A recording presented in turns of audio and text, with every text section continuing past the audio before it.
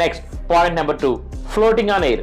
వీళ్ళు ఏంటి అంటే ఆ డెడ్ బాడీ చుట్టుపక్కలే సోల్ విడిపోయిన తర్వాత బాడీ చుట్టుపక్కల మా సోల్ కంప్లీట్ గా తిరగటం, ఆ ఎయిర్ లో ఫ్లోట్ అవటం అనేది మేము గమనించామని చెప్పేసి చెప్పడం జరిగింది. పాయింట్ నెంబర్ 3, ఈ కంప్లీట్ గా ఈయన ఎవరినైతే ఇంటర్వ్యూ చేశాడో, ఎవరితో అయితే మాట్లాడాడో వీళ్ళందరిలో కంప్లీట్ గా 32% ఆఫ్ ది పీపుల్ మా ఏన్షియేటర్స్ తో, అంటే ఫర్ ఎగ్జాంపుల్ వాళ్ళకంటే వాళ్ళ ఫ్యామిలీలో వాళ్ళ రక్త సంబంధికులు ఎవరైతే ఉంటారో, వాళ్ళు ఎవరైతే మరణించి ఇంతకు ముందు ఉన్నారో వాళ్ళతో మేము మాట్లాడాం, వాళ్ళందరితో కలిసాము, వాళ్ళను చూడటం జరిగింది అని చెప్పేసి కంప్లీట్ గా వాళ్ళైతే చెప్పడం జరిగింది అనమాట. Point number 4, light calling. అంటే మమ్మల్ని ఏదో ఒక పెద్ద కాంతి మమ్మల్ని ఆవహించి మమ్మల్ని తీసుకువెళ్ళటం అయితే మేము గమనించాం.